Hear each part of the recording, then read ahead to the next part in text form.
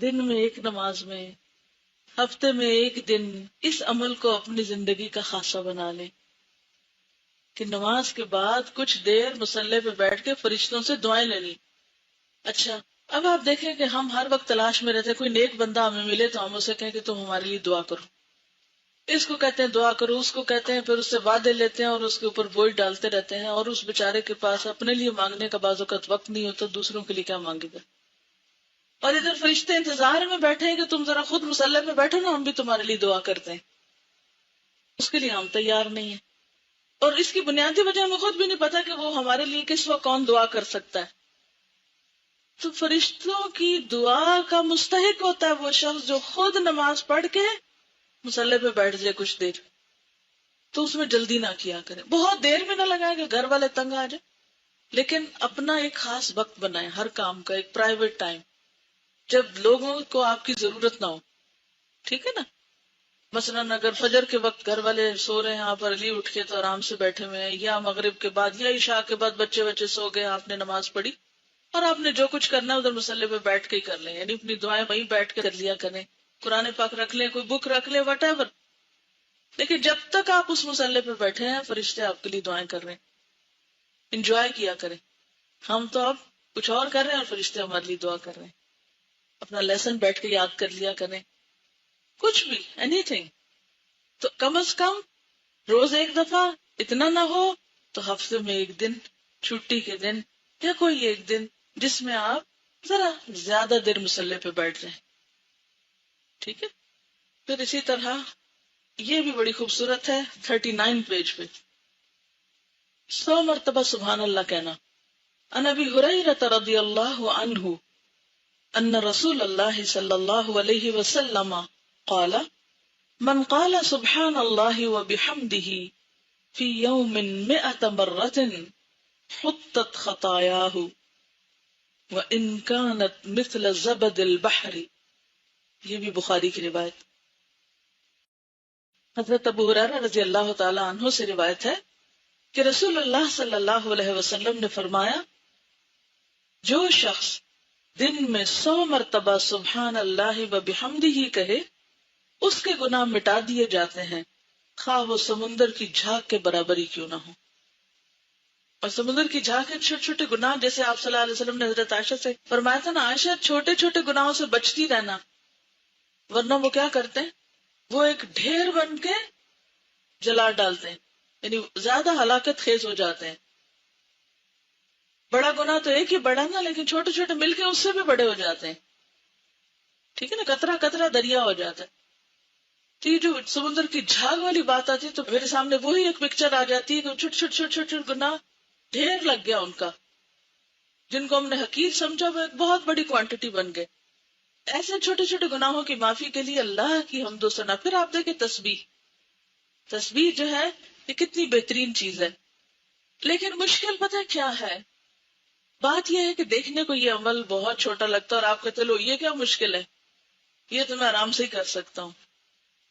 لیکن اصل بات یہ ہے کہ یہ اتنے آرام سے نہیں ہوتا. اصل مشکل پابندی ہے، روزانہ کرنا. صبح شام کی دعا میں بھی یہ عمل لکھا ہوا ہے. کتابیں آپ کے پاس ہیں، کتنے لوگ اب تک کرتے ہیں؟ کتابیں تو سب کے پاس، لیکن فیو ہینڈز ہیں، سارے نہیں ہیں. 100% نہیں کر رہے آپ لوگ. کتنا آسان عمل ہے لیکن 100% نہیں ہو رہا. میں چاہتی ہوں کہ یہ عمل آپ سب میں ہونا چاہیے، کوئی مشکل نہیں. اگر آپ ایک دن بیٹھ کے سبحان اللہ و بحمدہ سبحان اللہ و بحمدہ کو 100 دفعہ گنے تو 2-3 منٹ سے زیادہ نہیں لگتے. تو 24 گھنٹوں میں 2-3 منٹ نہیں اپنے گناہ معاف کرانے کے لیے. اس کا طریقہ کیا ہے؟ میں نے اس کا کیا حل نکالا ہے کہ جب میں اپنے گھر سے نکلتی ہوں اپنے پڑھانے کی جگہ پر جانے کے لیے یا آفس جانے کے لیے، تو میں بیٹھتے ہی ایک اور کام کرتی ہوں. آپ کو پتا نا سواری پہ نفل پڑھ سکتے ہیں، تو چونکہ ٹائم کم ہوتا ہے تو عام طور پر میں گھر سے نکلتے ہی سبحان الذی سخر لنا اور وہ گھر سے نکلنے کی دعائیں پڑھ لیتی ہوں، اور جو ہی گاڑی قبلے کی طرف مڑتی ہے تو میں اللہ اکبر کر کے 2 نفل شروع کر دیتی ہوں. ایک تو یہ ہے کہ نبی صلی اللہ علیہ وسلم کی سنت کی پیروی ہو جاتی ہے کیونکہ آپ سواری پر بھی نفل پڑھتے تھے. ٹھیک ہے. دوسرا یہ ہے کہ عام طور پر ہمارے اوپر اتنے فرائض اور ذمہ داریاں ہیں کہ نفل پڑھنے کا ٹائم کم ملتا ہے. تو ایسے اوقات کو انسان استعمال کر سکتا ہے، اللہ ہی کہ آپ خود ڈرائیو کر رہے ہیں پھر تو نہیں ہو سکتا نا، پھر بھی مشکل ہے. لیکن اگر آپ کہیں بھی ہیں تو جس پوزیشن پہ بیٹھے ہیں آپ بیٹھ کے آرام سے نیچے ہو کے پڑھ سکتے ہیں. اچھا، پھر تیسری بات یہ کہ جو ہی نفل ختم ہوتے ہیں تو میں تسبیح لے کے یہ تسبیح پوری کر لیتی ہوں. بعض اوقات اتنی دیر میں وہ جگہ آ جاتی ہے جہاں اترنا ہوتا ہے تو میں اس وقت تک اپنے کمرے میں نہیں داخل ہوتی جب تک میری تسبیح ختم نہ ہو جائے. تو اس طرح سفر جو ہے وہ الحمدللہ بہت اچھا گزر جاتا ہے اور وہ دن کا ایک وظیفہ ہو جاتا ہے. عمل کب چھوٹتا ہے؟ جب سفر میں، یعنی اس طرح کے سفر میں ہوتی ہوں کہ ابھی اس وقت یہاں ہو اور ابھی وہاں ہو اور ابھی کوئی آ گیا اور ابھی فون آ گیا تو پھر گڑبڑ ہو جاتی ہے. پھر میں بیچ بیچ میں پڑھتی رہتی ہوں مگر وہ جو ایک پابندی ہوتی ہے وہ چھوٹتی ہے.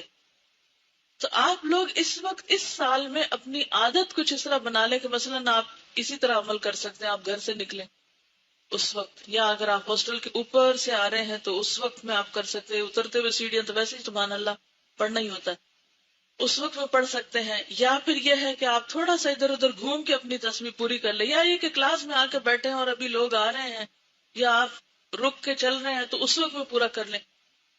لیکن جب تک آپ اس عمل کو کسی چیز سے گرا نہیں لگائیں گے نا تو آپ کی پابندی نہیں ہوگی، اور اگر پابندی نہیں ہوگی تو پھر آپ اس سے فائدہ نہیں اٹھا سکتے. تو کوئی ایسا ٹائم جس میں آپ سوچے کہ یہ کام تو میں روز ہی کرتی ہوں، مثلا آپ گھر میں روز برتن دھوتے ہیں تو آپ اس میں ٹائم دیکھ لیں 2-3 منٹ میں پورا ہو جاتا ہے تو ٹھیک ہے، نہ بھی گنے تو 100 سے زیادہ بھی ہو سکتا ہے، اس سے کیا نقصان ہے. یعنی ایک دن آپ بیٹھ کے ٹائمنگ کر لیں. پھر تسبیح نہ بھی اٹھائیں تو اتنے ٹائم تک آپ وہ تسبیح پڑھ کے بھی اس ثواب کو انشاءاللہ پہنچ جائیں گے. ایک اور حدیث ہے اسی سے ملتی جلتی. عن ابی ہریرہ رضی اللہ عنہ قال قال رسول اللہ صلی اللہ علیہ وسلم کلمتان حبیبتان الی الرحمن خفیفتان علی اللسان ثقیلتان فی المیزان سبحان اللہ وبحمدہ سبحان اللہ العظیم.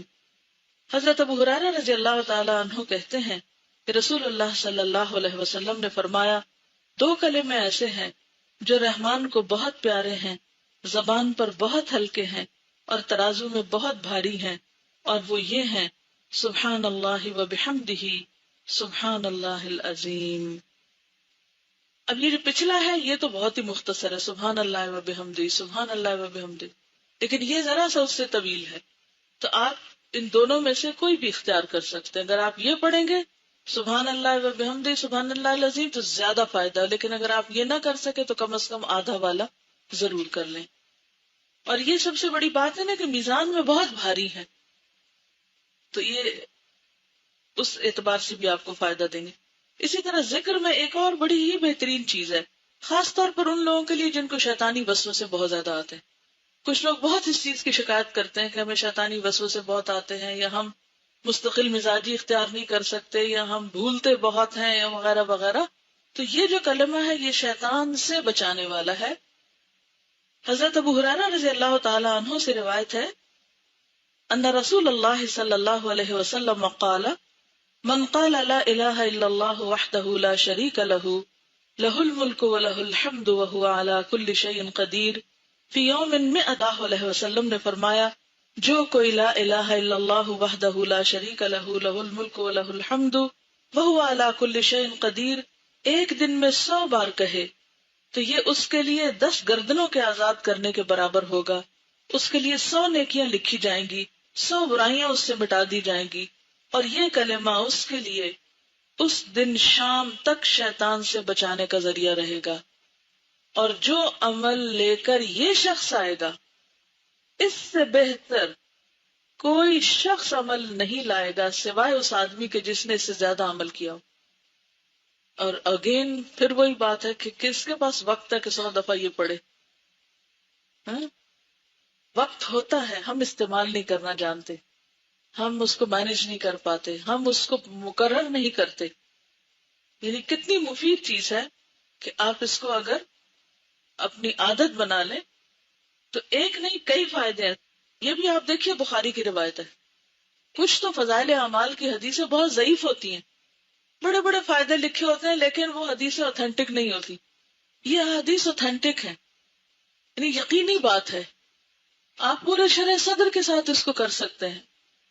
تو اس میں نمبر 1 10 غلام آزاد کرنے کا ثواب، نمبر 2 100 نیکیوں کا لکھا جانا، پھر نمبر 3 100 برائیوں کا مٹنا، اور نمبر 4 صبح سے شام تک شیطانی حملوں سے حفاظت، اور شیطان کی اکساہٹیں، وسوسے، اس کا بھلوانا، جو بھی کچھ شیطان دشمنی میں کرتا ہے، لوگوں کے درمیان فساد پھیلانا، ڈرانا، خوف دلانا. آپ کو پتا ہے کبھی آپ قرآن پاک کی روح سے دیکھیں کہ شیطان کیا کیا کرتا ہے.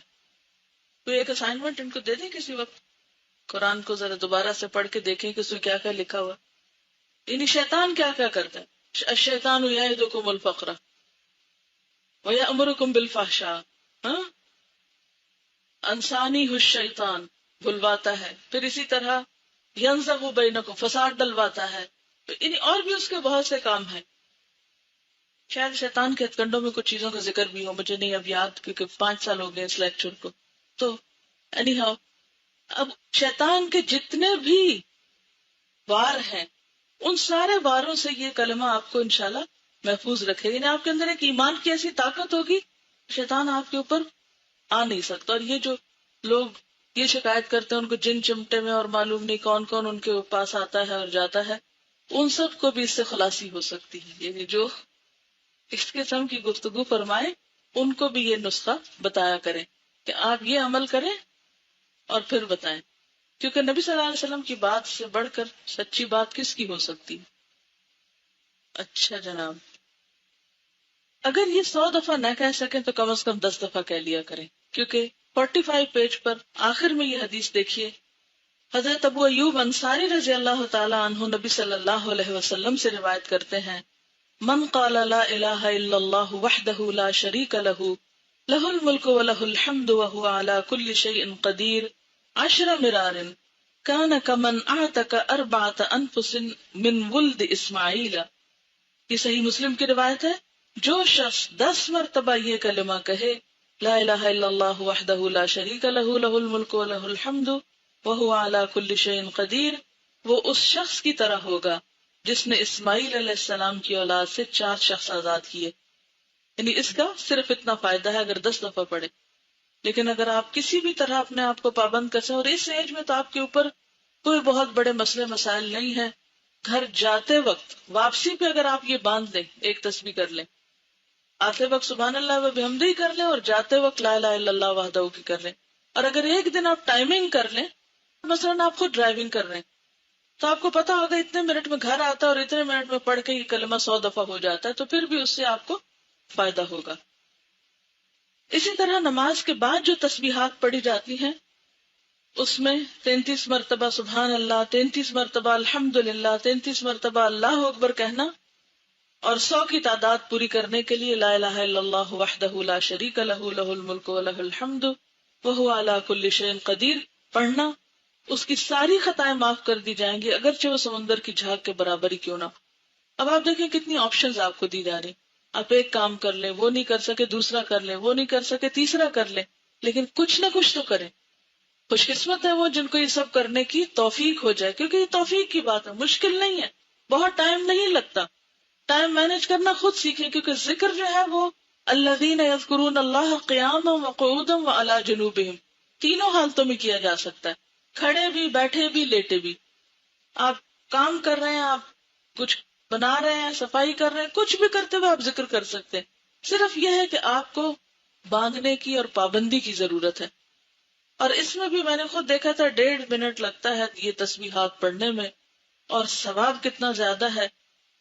اور ایک اور بات یہ کہ آپ نے دیکھا ہوگا کہ نماز پڑھ کے جیسے آپ تھوڑا سا تھک جاتے ہیں نا، تو بیٹھ کے جب تسبیح کرتے ہیں تو آپ اس سے ایک طرح سے آرام بھی تھوڑا سا کر لیتے ہیں. یہ نماز کے بعد فرض نماز آپ نے اچھی سے پڑھی، اور پڑھنے کے بعد آپ تھوڑا سا فیل کرتے ہیں جیسے آپ فیل ٹائرڈ لٹل بٹ، یعنی فزیکلی، تو آپ یہ تسبیح پڑھ لیں، تو پھر دعا کر لیں، تو اس سے آپ کو اور زیادہ اطمینان اور سکون نصیب ہوگا. اور اسی سے ملتی جلتی حدیثیں جو ہیں یہ مزید بھی موجود ہیں، یہ آپ کے خود پڑھنے کے لیے میں نے چھوڑ دی ہیں. اور اس میں خاص طور پر رات کے وقت سوتے وقت اگر یہ تسبیحات پڑھی جائیں، خصوصاً تھکاوٹ کے بعد، آپ بہت تھک گئے ہیں، آپ کو نیند نہیں آ رہی، آپ تسبیح پڑھنا شروع کریں، پوری ہونے سے پہلے ہی سو جائیں گے.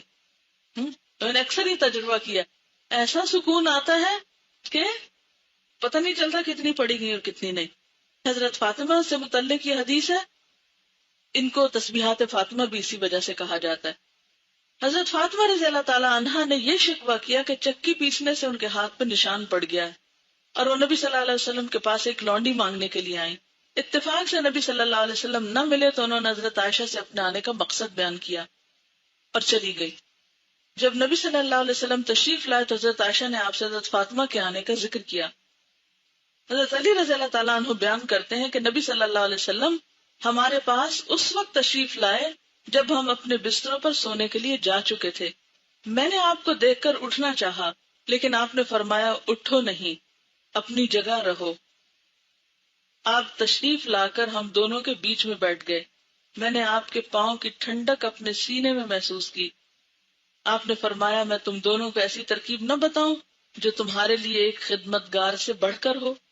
جب تم دونوں اپنی خوابگاہ میں اپنے بچھونوں پہ جانے لگو تو 33 بار اللہ اکبر کہو، 33 بار سبحان اللہ اور 33 بار الحمدللہ. یہ عمل تمہارے لیے ایک خدمتگار سے بڑھ کر ہوگا. یعنی کوئی خدمتگار تمہیں دبائے بیٹھ کے تو اس سے بہتر ہے کہ تم یہ تسبیحات پڑھ کر سو جاؤ. اچھا، اس میں 2-3 اور باتیں بھی پتہ چل رہی. نمبر 1، حضرت فاطمہ رضی اللہ تعالی عنہا کا اپنے ہاتھوں سے کام کرنا. نمبر 2، آپ صلی اللہ علیہ وسلم کے پاس جا کر والدین سے کسی چیز کی ڈیمانڈ کرنا. یعنی والدین سے سوال میں نہیں آتا. یعنی کسی اور سے جیسے آپ سوال کرتے تو معیوب ہے نا، لیکن والدین کے پاس جا کر اپنی حاجت آپ رکھ سکتے ہیں، پیغام بھی بھیج سکتے ہیں کہ مجھے اس چیز کی ضرورت ہے. اب بھی ہمارے یہاں بیٹیاں عام طور پر کچھ مشکل آتی ہے تو پیرنٹس کے پاس ہی جاتی ہے، تو اس کا بھی جواز ہے یہاں، کیونکہ آپ نے یہ نہیں کہا کیوں آئی تھی اور کیوں پوچھا اور یہ منع ہے. نہیں، یہ شدت نہیں ہے، بلکہ آپ صلی اللہ علیہ وسلم نے اس کا حل سوچا. اچھا، پھر یہ کہ جب آپ تشریف لائے تو وہ دونوں اٹھنے لگے. اس سے کیا پتا چلتا ہے کہ کسی بھی بڑے کو دیکھ کر ادھر ہی مزے سے بیٹھے نہیں رہ جانا چاہیے، بلکہ اٹھ کر ویلکم کرنا چاہیے، خصوصاً جب آپ کے گھر میں کوئی آیا.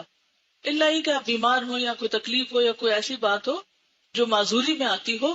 ادروائز کوئی بزرگ گھر میں آئے خاص طور پر تو اٹھ کے ملنا چاہیے اس کو. اچھا، اب آپ دیکھیے کہ چونکہ وہ لیٹ چکے تھے، رات کا وقت تھا، تھکاوٹ کا، سونے کا، تو آپ صلی اللہ علیہ وسلم نے ان کو اٹھنے سے روک دیا کہ نہیں، تم نہیں اٹھو، ہاں لیٹے رہو، جہاں ہو وہیں رہو.